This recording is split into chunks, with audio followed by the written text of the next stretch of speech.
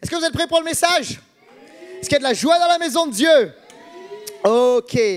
Je voudrais prêcher un message de Noël un peu particulier et je l'ai intitulé « Comment les anges coopèrent-ils avec nous ?» Merci pour le seul « ou ». Trop tard. On va lire dans l'évangile de Luc au chapitre 2, mais tu pourras te rattraper pour la prochaine, t'inquiète pas. Alors, j'aime la joie, la liberté. Évangile de Luc au chapitre 2, au verset 8 à 14. Et on va lire ce texte ensemble, qui est un texte de Noël, qui est assez connu. Et voici ce que nous lisons. Il y avait dans la même région des bergers qui passaient la nuit dans les champs pour y garder leurs troupeaux. Un ange du Seigneur leur apparut, et la gloire du Seigneur resplendit autour d'eux. Ils furent saisis de frayeur, mais l'ange leur dit « N'ayez pas peur ». C'est une parole que Dieu adresse à quelqu'un ici dans ce lieu. N'aie pas peur. N'aie pas peur de ce qui prend place dans la conjoncture. N'aie pas peur de ce qui prend place peut-être par rapport à ton compte en banque. N'aie pas peur de ce qui prend place par rapport à ta famille. N'aie pas peur à ce qui prend place peut-être par rapport à ton entourage, à tes frayeurs. Dieu dit je calme la frayeur, je calme la peur. N'aie pas peur, je suis avec toi. Quelqu'un dit amen à cela. N'aie pas peur, car je vous annonce une bonne nouvelle qui sera une source de grande joie. Dis avec moi, grande joie. Grande joie pour tout le peuple. Aujourd'hui, dans la ville de David, il vous est né un sauveur qui est le Messie, le Seigneur. Voici à quel signe vous le reconnaîtrez. Vous trouverez un nouveau-né enveloppé de l'ange couché dans une mangeoire. Et tout à coup, une foule d'anges de l'armée céleste se joignit à l'ange. Et ils adressèrent leur louange à Dieu et disaient « Gloire à Dieu dans les lieux très hauts, paix sur la terre et bienveillance parmi les hommes. » L'idée que je voudrais développer aujourd'hui, c'est oui, Noël, c'est Dieu avec nous, Jésus, Emmanuel. Emmanuel signifie Dieu avec nous, 100%. Mais je voudrais aller plus loin et dire ceci, c'est que Noël, c'est également, en fait, le ciel littéralement avec nous. C'est une invasion du ciel sur la terre. Oui, c'est Dieu avec nous, Jésus avec nous, mais c'est le ciel et notamment les anges avec nous. On va prier et je vais expliquer tout cela. Père, je te remercie pour ta présence dans ce lieu, pour la présence extraordinaire du Saint-Esprit et du ciel qui est dans ce lieu. Et je prie maintenant que tu puisses nous saturer, non seulement par ton esprit, mais par ta parole qui va nous révolutionner, nous changer, nous réformer, nous transformer, nous bouleverser, amener la guérison, l'espoir et le salut. Et je prie dans le nom de Jésus et ensemble l'Église dit Amen. Amen et Amen.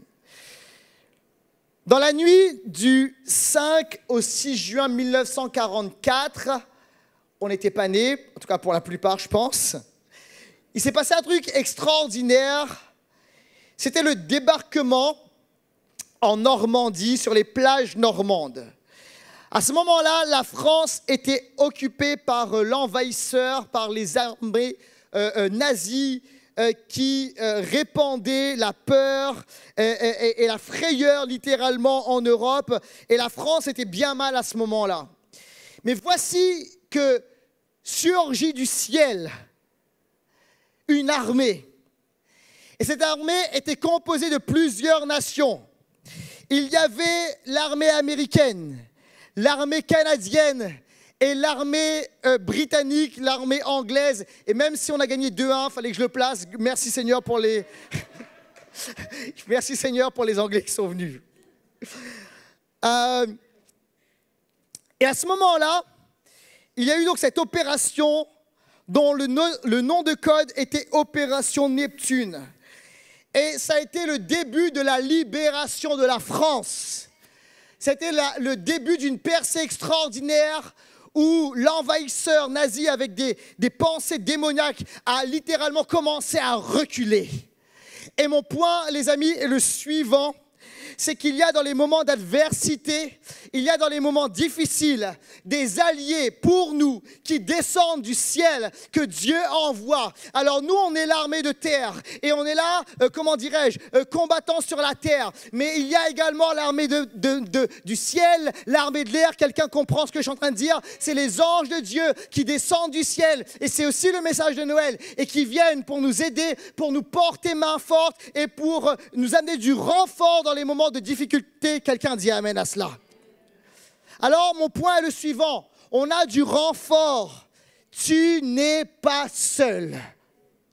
Des personnes ici, vous devez comprendre cela, saisir cela. Non seulement Dieu est avec toi, Dieu est avec nous, Emmanuel, le Seigneur est avec toi, près de toi, mais tu es également, j'aimerais te dire ceci, des coéquipiers de très haut niveau qui sont avec toi. Et tu ne le vois pas, tu ne l'entends pas, peut-être que tu ne le ressens pas, mais Dieu envoie pour toi, pour nous, des anges de Dieu afin de combattre à nos côtés et afin qu'on puisse avoir la victoire. Alléluia. Et en tant que chrétien, on doit être conscient de cela. Alors, je voudrais voir aujourd'hui, c'est la question qu'on va se poser, c'est comment Noël est un marqueur du ciel avec nous. Dieu avec nous, oui, mais littéralement le ciel avec nous. Alors, je voudrais que tu le saisisses parce que ça devrait déclencher des amen. Le ciel avec nous. Alors, mon premier point est le suivant. Je vais expliquer ça, comment Noël est un marqueur du ciel avec nous. Premier point. Smartphone stratégie.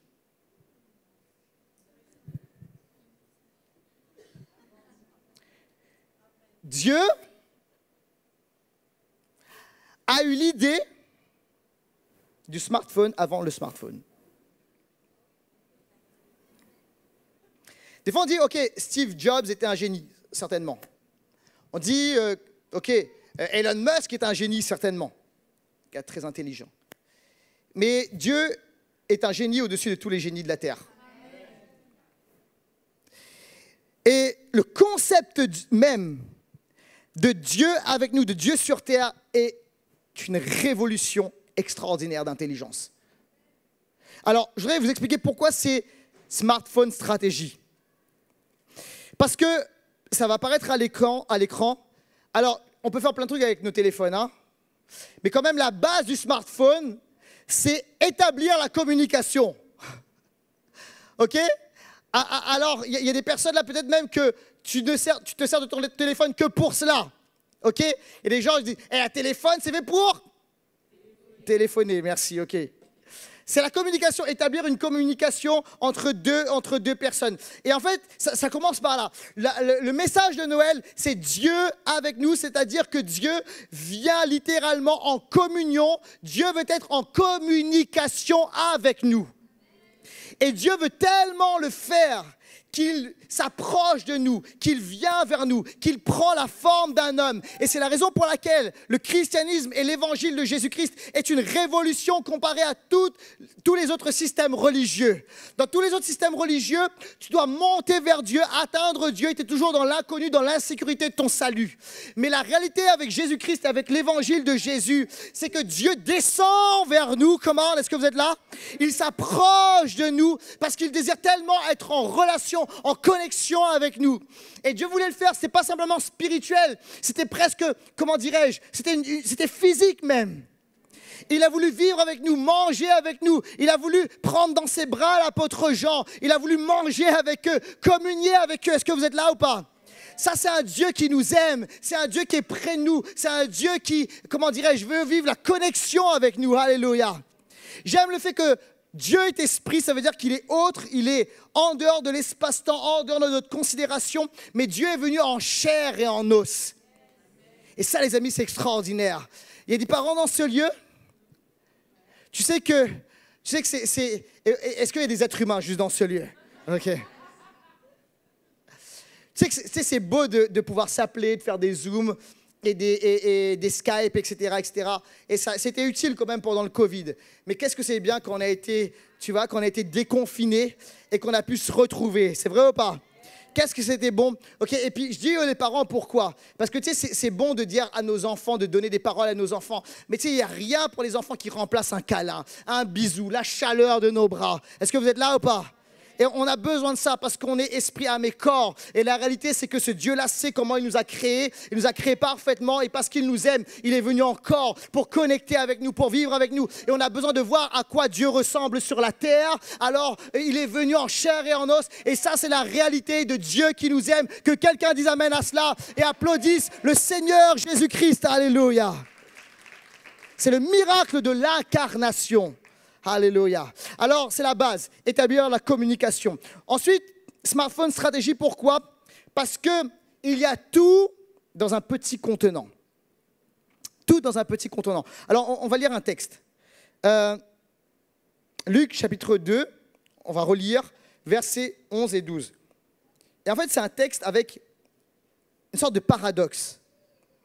Aujourd'hui, dans la ville de David, il vous est né un sauveur qui est le Messie, le Seigneur. Dites avec moi, waouh! Quand il dit dans la ville de David, alors pour nous c'est peut-être un peu éloigné, mais ça nous parle de la royauté. Pour les Juifs, c'était la ville de David, c'est la royauté, le grand roi David.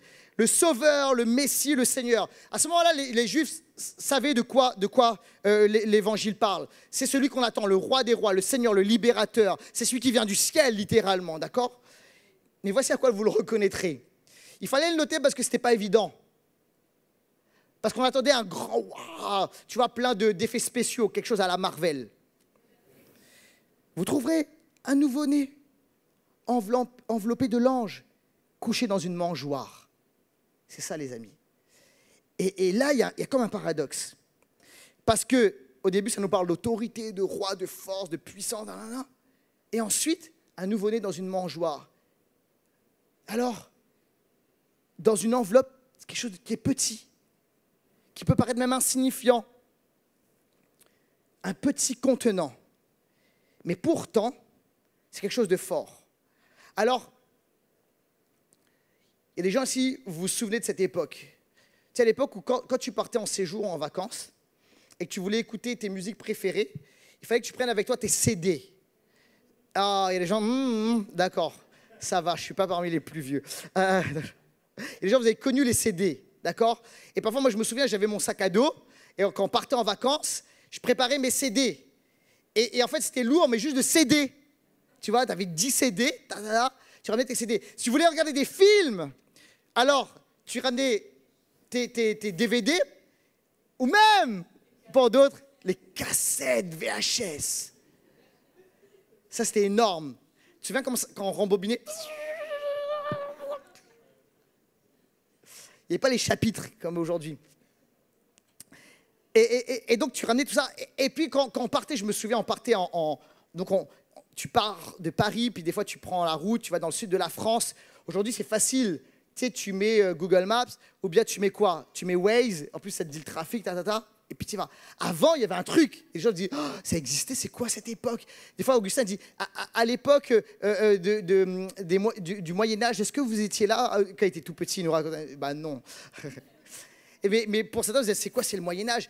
On préparait la carte routière. Il fallait tracer avant. Tu préparais tes points de chute, etc., etc. Déjà, dire, oh, ça, c'est la vie, ça. Bon, c'est quand même mieux, Waze, hein, faut pas, non, quand même.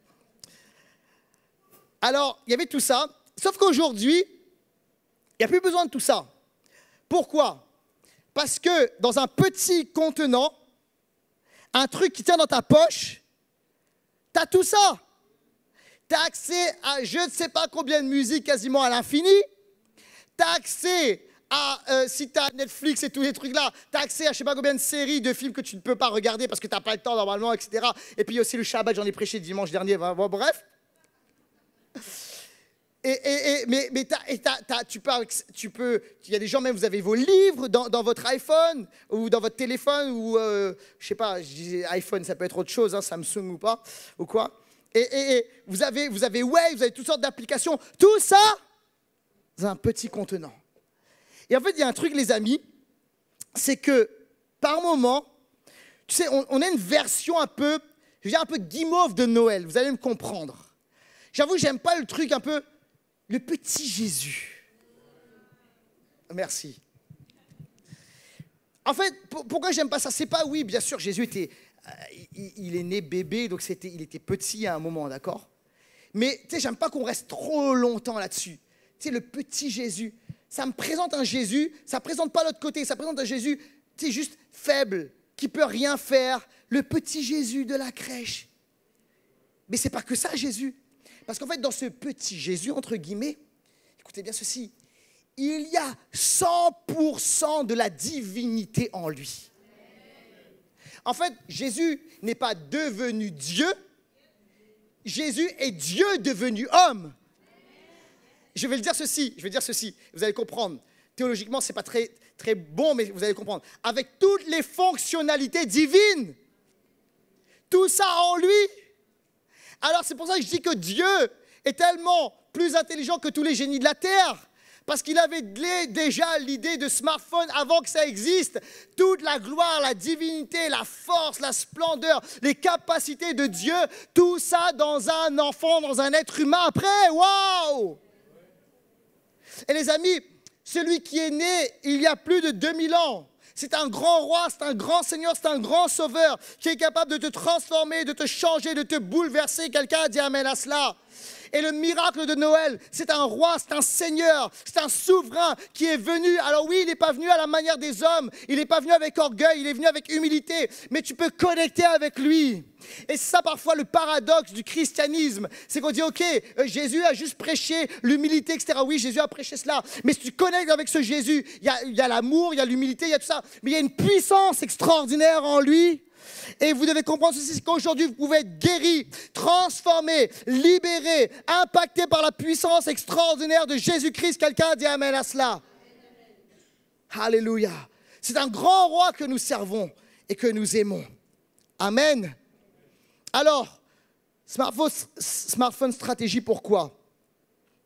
Il faut télécharger et lancer les applications. En fait, tu peux avoir cet appareil-là, mais au bout d'un moment, tu dois aller dans tes applications, là, comment ça s'appelle au fait, ce truc? Merci, App Store. Oh, vous êtes bon. Tu dois aller dans l'App Store, puis au bout d'un moment, tu dois faire quelque chose, c'est que tu dois télécharger les applications que tu veux. Puis au bout d'un moment, il faut faire un truc, c'est qu'il faut lancer l'application. OK? Sinon, ça ne marche pas. Et les amis, ça, c'est quoi? C'est aussi une partie de Noël. Parce que ce qu'on voit dans les récits de Noël, c'est la présence constante du Saint-Esprit. Dès le début des récits, et ça va en crescendo, notamment dans les actes, c'est très fort, mais dès le début des récits des évangiles, on voit le Saint-Esprit qui est constamment présent et qui agit, et qui bouge. Et en fait, écoute-moi bien, Jésus, 100% Dieu, amen.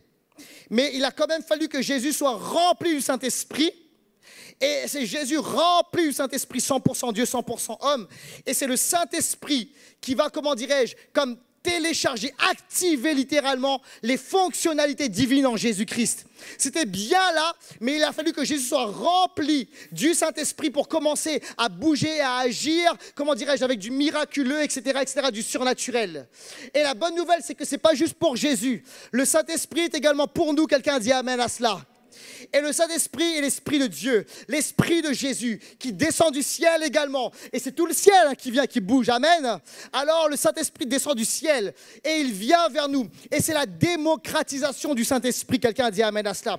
Dans l'Ancien Testament, le Saint-Esprit était juste pour quelques-uns. C'était réservé à quelques élites. Mais dans le Nouveau Testament et à partir de la naissance de Jésus, le Saint-Esprit commence à se répandre de plus en plus. Et ça va arriver crescendo au moment des actes. Alléluia. Et alors que le Saint-Esprit descend, il active en nous les fonctionnalités de Dieu, les dons spirituels, le surnaturel, la vie de l'esprit. Et on commence à vivre, oui, comme des humains, mais des humains connectés à la puissance de Dieu. Et ça, les amis, ça fait une révolution. Il y a des gens, vous devez saisir ça et vous devez activer les dons spirituels en vous par la puissance de Saint-Esprit. Laissez-moi entendre un amen à cela. Alléluia. Si Jésus avait besoin du Saint-Esprit, oh, combien on a besoin du Saint-Esprit. Et Jésus n'est pas juste venu, oui, 100% Dieu, 100% homme, et il a dit, regarde comment je suis fort en tant que Dieu et je fais des choses extraordinaires. Jésus est venu aussi pour nous montrer qu'on a besoin de la communion du Saint-Esprit. Alléluia. Et ça change littéralement tout. Le Saint-Esprit va nous communiquer des capacités surnaturelles. Oh, je voudrais vous raconter ceci. Pour ceux qui ne le savent pas, cet été, l'été dernier, j'ai une sœur, j'ai deux sœurs. J'ai une sœur, Florence, qui a fait un AVC. Et je vais directement à la fin de l'histoire. Dieu elle a 95% là de ses capacités. Dieu est en train de la guérir, la restaurer. Il reste un 5%. Ça va arriver, on continue à prier. Quelqu'un dit amen à cela. Mais bref, les médecins disaient que c'était catastrophique son état. On a eu des paroles de Dieu, on s'y est accroché. Et parmi les paroles de Dieu qu'on avait reçues, c'était un moment où mon père avait reçu un rêve de Dieu. Et c'était au tout début de son accident. Mon père fait un rêve et il voit mon beau-frère, donc le mari de ma sœur, dans un avion, un petit avion. Et il voit Florence donc, en train d'être transportée donc, dans un avion. Et dans cet avion, il voit deux personnes âgées et qui, à un moment, titubaient et ont failli tomber. D'accord ? Et pour lui, c'était plus qu'un rêve normal. D'accord ? C'était pas la pizza ou version réunionnaise, le rougail saucisse d'hier soir. C'était autre chose. Il savait que c'était divin, c'était de Dieu. Et il raconte ça, il nous raconte ça, il raconte ça à mon beau-frère. Quelques jours passent, l'état de ma sœur s'améliore un peu. Et elle est en capacité, parce que c'est passé en Italie, elle a la capacité d'être rapatriée de Venise à Paris. Donc c'est possible. Mais à ce moment-là, donc, il y a le transfert qui doit être opéré. Je vous passe un peu tous les détails. Il y avait quand même des difficultés et en même temps la main du Seigneur parce que Dieu, il y a quelqu'un, une chrétienne qui travaille, c'est juste incroyable comment Dieu a tout calculé. Il y a une chrétienne qui travaille dans le transfert de malades, qui a vu le dossier, qui m'a contacté, qui m'a dit « Est-ce que Florence Rupi, c'est ta sœur ?» Et elle me connaissait, elle dit « C'est parce que j'ai le dossier devant les yeux. » Et du coup, elle nous a aidés sur tout le truc. Bref, c'était la main de Dieu là encore. Mon beau-frère est dans l'avion et il est un peu surpris parce que c'est pas ce qu'il s'attendait à quelque chose d'hyper pro, puis c'était pas ça, pour être tout à fait honnête. Et c'était un petit avion et à ce moment-là, il y avait deux personnels soignants, il y avait un médecin et une infirmière. Et en fait, souvent, c'est des personnes à la retraite qui s'occupent de cela. Et ils avaient à peine lu le dossier médical de ma sœur, qui était un dossier complexe, compliqué, il fallait bien le lire. Et alors, il a pu être dans l'avion avec elle. Et à un moment, il voit qu'ils ne sont pas trop sûrs d'eux. Et il se dit, bon, oh là là, il commence à dire, ouais, il se demande comment ça va se passer. Et forcément, tu te questionnes, tu te poses des questions. Est-ce que le voyage va bien se passer? C'est à haut risque, etc., etc. Et à un moment, ils sont là alors qu'ils sont dans les airs. Ces deux personnes sont là et puis alors que ça bouge un peu, ils titubent. Et en fait, au moment où il titube, mon beau-frère leur dit « Attention, vous allez tomber sur mon épouse ». Et il s'accroche au dernier moment. Et au moment où il dit ça, il se souvient du rêve que mon père avait fait. Dans un avion, avec deux personnes un peu âgées, ma sœur en train d'être rapatriée. Et il se souvient, il dit « Waouh, Dieu est dans cette affaire ». Humainement, on se demande un peu ce qui se passe, mais Dieu est en train de sécuriser l'affaire. Il nous guide, il nous conduit, il nous transporte, il nous dirige. Et pourquoi je vous dis ça, les amis? C'est très simple. Ce n'est pas pour dire « Oh, il a le Saint-Esprit, il est capable de voir des choses extraordinaires, etc. » C'est pour dire que lorsqu'on a le Saint-Esprit en nous et avec nous, nous avons des capacités extraordinaires. Il est dit ceci, je répandrai mon esprit sur toute chair, etc. Et on aura des visions, des songes, alléluia. Parce que Dieu nous donne ses capacités, il nous donne sa puissance, il nous donne son autorité, il nous rempli et il vient activer des fonctionnalités divines en nous. Quelqu'un a dit amen à cela? Écoute-moi bien, j'aimerais te dire ceci, c'est que dans ce que tu traverses, Dieu veut être avec toi, il veut te remplir du Saint-Esprit, il veut te guider. Oui, tu es naturel, mais tu peux être rempli du surnaturel de Dieu, parce que le jour de Noël, Dieu est venu, le ciel est venu, le Saint-Esprit est venu. Laissez-moi entendre un amen à cela et applaudir le Dieu qui s'est déplacé, qui a quitté le ciel afin de connecter avec nous. Alléluia. Est-ce que vous êtes avec moi, Église? Alors, il fallait poser cela. D'abord, Dieu avec nous. Mais aussi, et je voudrais aller plus loin, Dieu envoie les anges. Et c'est mon deuxième point. La collaboration des anges.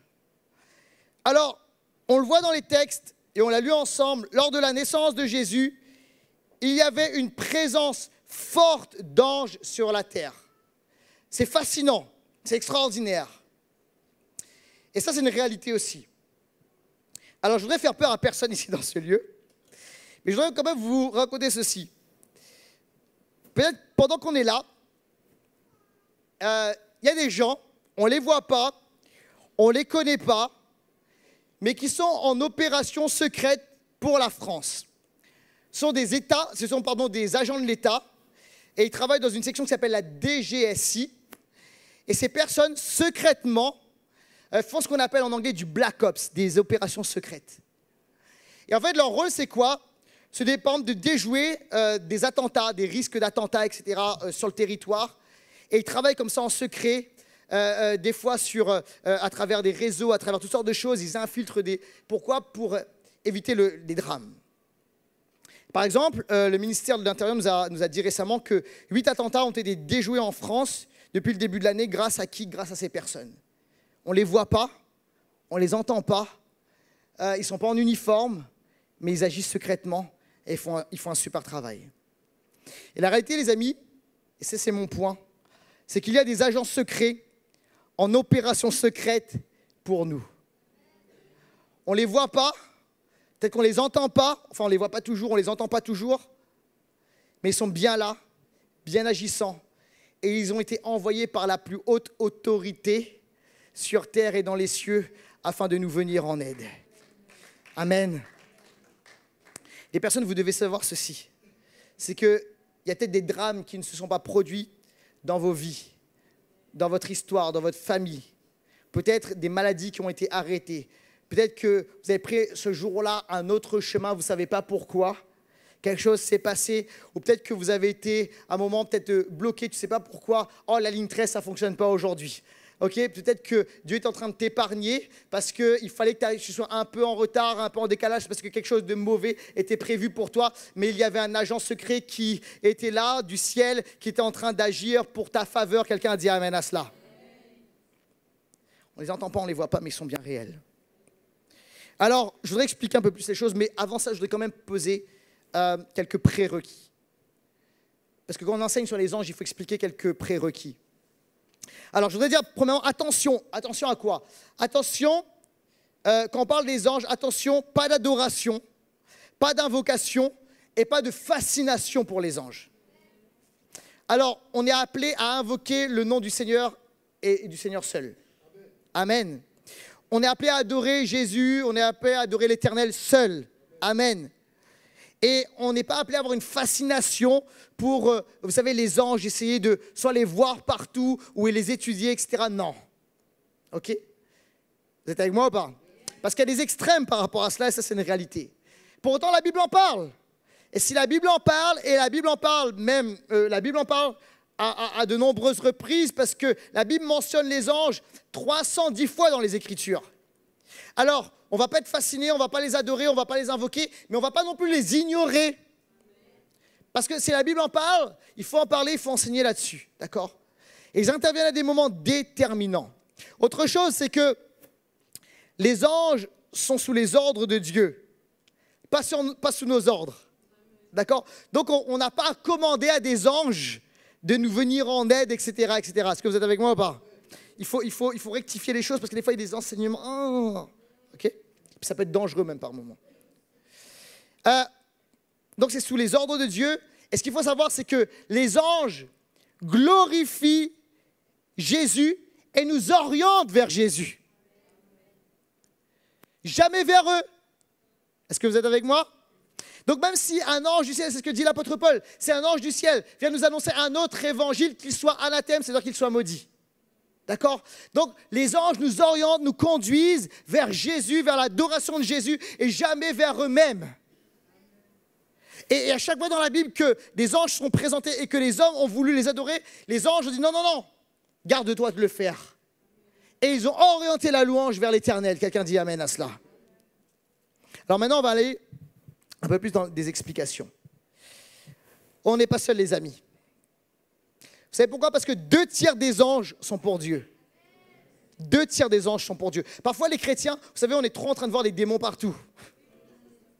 Mais en fait, ce que la Bible enseigne, c'est que, alors, parmi les êtres célestes, je n'ai pas le temps d'enseigner là-dessus, mais il y aurait pas mal de choses à dire.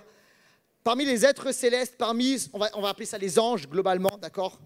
Il y a des nuances à apporter, mais il y a 1/3 seulement, 1/3 d'anges qui s'est rebellé contre Dieu. Et on les a appelés ça les anges déchus, les démons, les mauvais esprits. Ok, dans le paquet c'est que les bad guys. Ok. Mais il y a 2/3 avec Dieu. Et si tu es dans la team Jésus, c'est dans l'équipe Jésus, il y a 2/3 d'anges avec toi. Alors, des fois, il y a des chrétiens, oui, il y a le monde spirituel mauvais, on le sait, ça existe, on en parle à l'impulsion. Mais des fois, on est trop obnubilé par les démons, le mal, etc., etc. Écoute-moi bien, tu es dans la team des gagnants, alléluia, et tu es dans la team la plus nombreuse.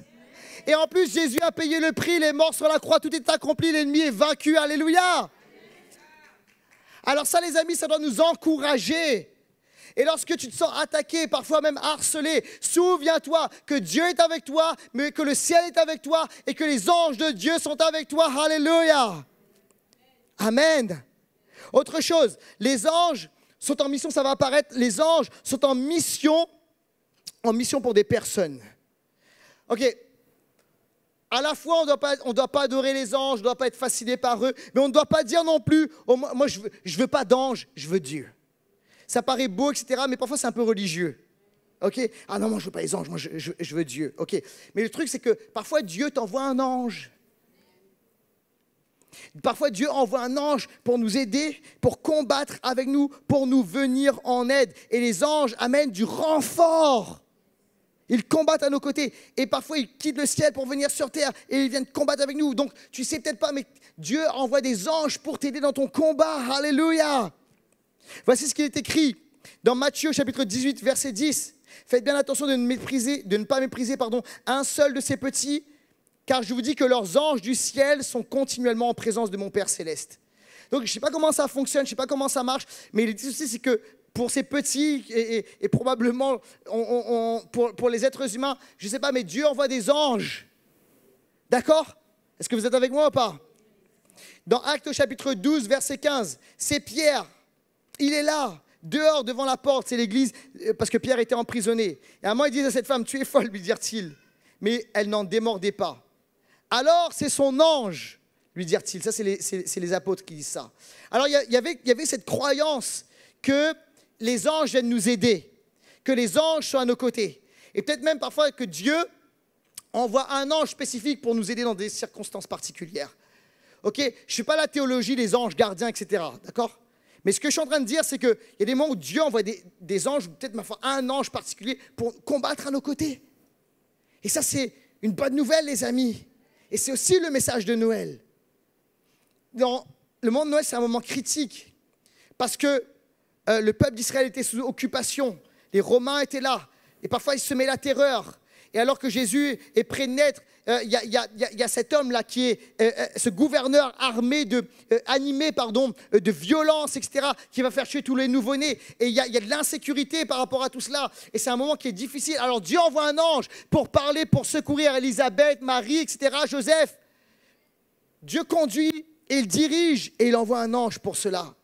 Également, ça va apparaître à l'écran. Dieu envoie des anges en mission pour des régions, pour des endroits, pour des lieux. Regardez ce qui est écrit dans Apocalypse au chapitre 2, verset 1. À l'ange de l'église d'Éphèse écrit, voici ce que dit celui qui tient les sept étoiles dans sa main droite et qui marche au milieu des 7 chandeliers d'or. À l'ange de l'église d'Éphèse, il est écrit. Alors, il faut bien comprendre ceci, c'est que, on voit dans l'Apocalypse, c'est que Dieu envoie un ange pour une église, pour une région, pour une ville, pour un endroit. Et je crois que Dieu est avec nous à Paris. Quelqu'un dit amen à cela en région parisienne. Mais je crois aussi que Dieu a délégué des anges pour faire le combat spirituel avec nous. Et il nous aide par rapport à cela. Ce qu'on voit dans Daniel est fascinant. On voit un moment dans le livre de Daniel quelque chose qui est extraordinaire. C'est Daniel qui a une vision du roi de Perse. Et le roi de Perse, c'était une principauté spirituelle méchante. C'était un gros méchant, d'accord, spirituel. On ne le voit pas. Et en fait, Daniel était en train de prier, de jeûner. Et il y avait un combat spirituel qui prenait place. Mais à un moment, la Bible dit quelque chose, alors qu'il y a une lutte qui prend place. Il y a un ange bien gradé du côté de Dieu qui s'appelle Michel, l'archange Michel, qui est envoyé. Et là, il y a un combat spirituel. Et alors qu'il y a un combat spirituel, le roi de Perse est renversé. Et les amis, vous devez comprendre ceci.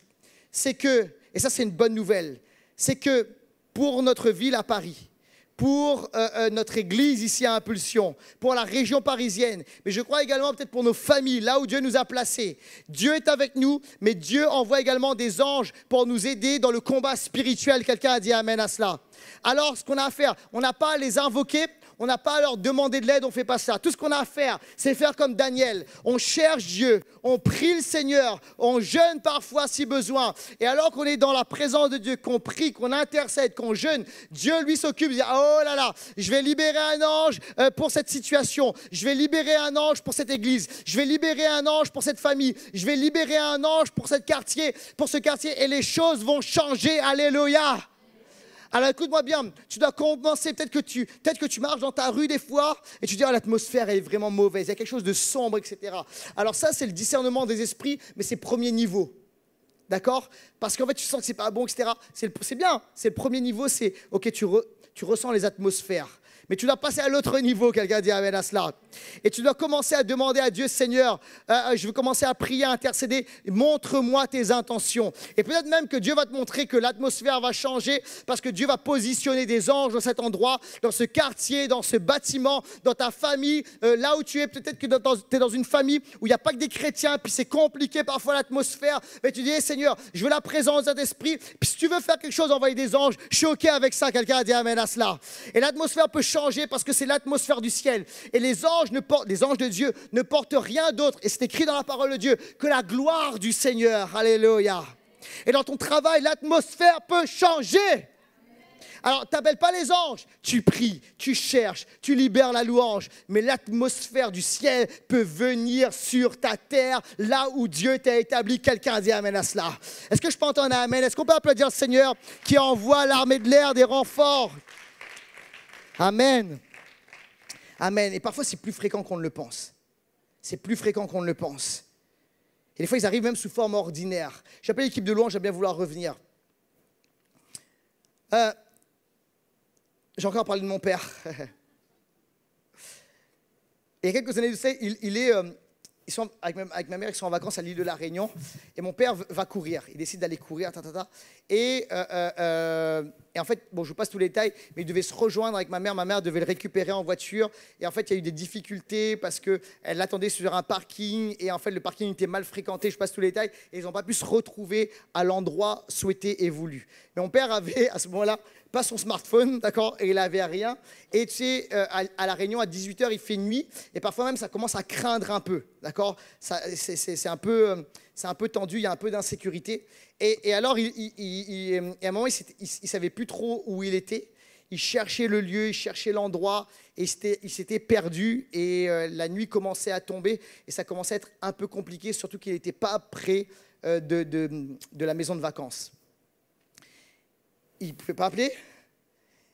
Il y avait des difficultés. Là où il était, c'était assez vide. Il dit, il n'y a pas de voiture qui passe. Puis à un moment, il fait une prière. Il dit, Seigneur, il faut que tu me sortes de cette histoire. Il faut que tu me sortes de cette affaire. Je ne sais pas comment tu peux faire. Est-ce que tu peux m'envoyer un ange? Puis il est là, il continue, il avance. Puis il essaie d'arrêter une voiture. Puis à un moment, bon, il y a des voitures qui passent. Et il n'y avait pas beaucoup de voitures. Et à un moment, il y a une voiture qui s'arrête. Et il dit, écoutez, monsieur, c'est un peu compliqué, j'ai fait mon jogging, on devait se retrouver avec mon épouse et il y a eu des difficultés, je ne la retrouve pas, j'habite pas là, j'habite de l'autre côté à Saint-Pierre, je ne sais pas comment rentrer, est-ce que vous pouvez juste me conduire un tout petit peu et puis après je me débrouillerai, peut-être si vous allez dans cette direction. Le monsieur dit oui, allez-y, montez, je peux vous amener jusqu'à tel endroit, après voilà, c'est mon chemin, je peux vous amener à tel endroit. Ils sont dans la voiture et mon père, tu sais, c'est quelqu'un, pour ceux qui connaissent mon père, il n'est pas là aujourd'hui, mais pour ceux qui le connaissent, c'est quelqu'un, tu sais, il connaît la présence de Dieu. Tu vois ce que je veux dire? Tu sais, il sait quand Dieu est là ou quand Dieu n'est pas là. Et il est dans cette voiture, il dit, il s'est senti bien dans cette voiture. Il ne connaissait pas le monsieur, mais il s'est senti bien avec lui. L'atmosphère était agréable. Et donc, il était dans la voiture, il a commencé à discuter, il l'a remercié. Puis à un moment, donc, le monsieur devait le déposer à tel endroit, et puis mon père devait soit finir à pied, ou bien essayer de contacter quelqu'un. Et le monsieur dit, non, mais là c'est à côté de chez vous. Il dit, non, mais c'est pas à côté de chez moi, c'est plus haut. Il dit, attendez, je pousse encore un petit peu. Donc le monsieur continue, il continue encore un peu. Et mon père ne veut pas trop exagérer. Alors il dit, peut-être vous pouvez me laisser là. Il dit, vous habitez là? Il me dit, non, je ne suis pas encore là, je suis encore un peu plus. Mais je vais pousser encore un petit peu, vous inquiétez pas. Et à un moment, mon père dit, mais vous êtes très gentil, j'aimerais bien vous faire un cadeau, comment vous appelez? Est-ce que vous pouvez me donner votre adresse? Non, laissez tomber. Non, je veux mon nom. Non, votre adresse? Non. Et il ne voulait pas donner son nom, ni son prénom, ni son adresse, ni rien du tout. Et il dit, mais j'aimerais faire un geste. Il dit, non, merci monsieur, etc. Et en fait, le monsieur l'a déposé exactement devant la maison. Incroyable. Le gars n'a pas donné son nom. Le gars. Il n'a pas donné son nom. Pas d'adresse. On ne sait pas d'où il vient ni où il va. Et alors qu'il arrive, il dit, et c'était qui? Et il s'est souvenu de sa prière. Seigneur, tu ne pourrais pas m'envoyer un ange? Et il dit, c'était peut-être un ange.